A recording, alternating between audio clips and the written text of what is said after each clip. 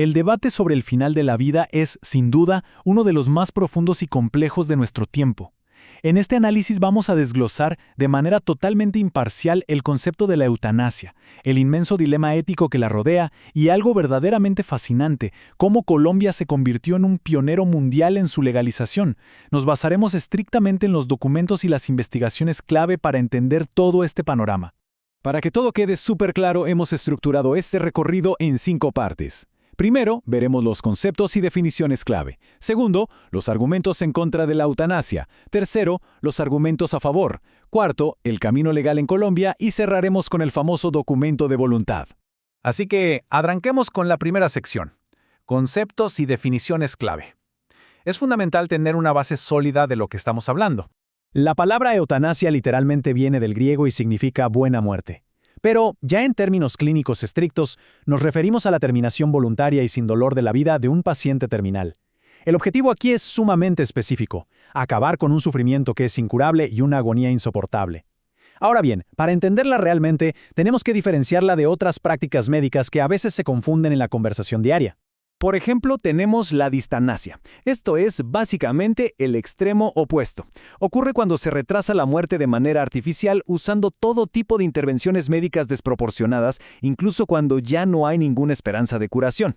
En los pasillos de los hospitales a esto a menudo se le llama encarnizamiento terapéutico, porque lo que hace es prolongar innecesariamente un proceso de morir que ya de por sí es doloroso. Y luego está la ortotanasia, que muchos consideran el punto medio o el escenario médico ideal. Es, en esencia, permitir que la naturaleza siga su curso. Consiste en dejar que la muerte llegue a su tiempo, brindando siempre cuidados paliativos de excelencia, como el control del dolor, para respetar la dignidad de la persona en todo momento. La clave aquí es que no se causa la muerte a propósito, pero tampoco se retrasa brutalmente. Ahora, si volvemos a la eutanasia como tal, es crucial hacer una distinción enorme entre dos caminos.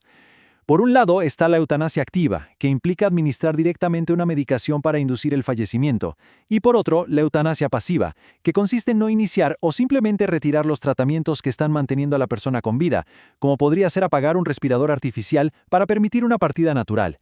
Bien, con eso claro, pasemos a la sección 2, los argumentos en contra de la eutanasia y todo el gran debate ético. Quienes se oponen a esta práctica levantan puntos sumamente firmes e históricos. Primero, señalan que es una violación directa al juramento hipocrático, esa promesa ancestral que hacen los médicos de nunca dar un remedio letal. Desde esta perspectiva, ven la eutanasia como una forma de homicidio, porque la intención principal del acto es causar la muerte. El argumento central es que, claro, aliviar el dolor mediante cuidados paliativos es un deber médico ineludible, pero acelerar el fin intencionalmente de ninguna manera lo es. Además, desde un punto de vista legal, cuestionan fuertemente si el Estado tiene siquiera la autoridad para autorizar la muerte de un ser humano inocente. Ahora veamos la otra cara de la moneda en nuestra sección 3, los argumentos a favor. Los defensores de la eutanasia ponen el foco en un principio fundamental, la autonomía del paciente y su libertad de elección. Argumentan que, frente a un cuadro clínico irreversible y devastador, permitir que alguien elija una muerte digna para evitar una agonía terrible no es un delito. Todo lo contrario, lo ven como un acto supremo de compasión y caridad humana. De hecho, esta postura cuenta con el respaldo de organizaciones a nivel mundial, como la Federación Mundial de Asociaciones Pro Derecho a Morir Dignamente. Y esto nos lleva directo a la sección 4, el camino legal en Colombia, el cual sentó un precedente histórico monumental. La historia legal en Colombia es fascinante, porque nos muestra una brecha burocrática gigante, de casi 2 décadas. Fíjense en esto. En 1997, la Corte Constitucional tomó la decisión de despenalizar la eutanasia, pero luego ocurrió una total inacción por parte del Congreso durante 18 largos años. Todo quedó en un limbo legal increíble, hasta que en 2014 otro mandato judicial obligó al Ministerio de Salud a crear una ruta oficial. Y finalmente, en 2015, se emitió la resolución administrativa para que los hospitales supieran exactamente cómo proceder.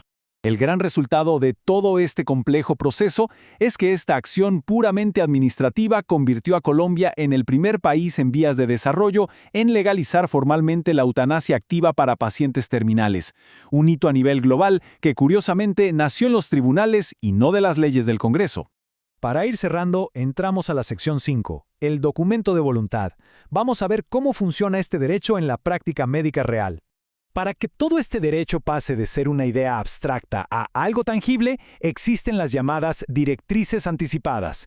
Organizaciones como la Fundación Pro Derecho a Morir Dignamente proporcionan este tipo de formularios, titulados simplemente «Esta es mi voluntad». Básicamente es un documento legal muy poderoso donde una persona, estando en pleno uso de sus facultades mentales, deja por escrito qué quiere que pase con su vida si pierde la capacidad de decidir en el futuro. Al revisar el texto, notamos que es sumamente directo. En él, la persona puede rechazar explícitamente medidas médicas extremas diseñadas para prolongar la vida cuando ya se entra en una fase terminal sin esperanza de recuperación.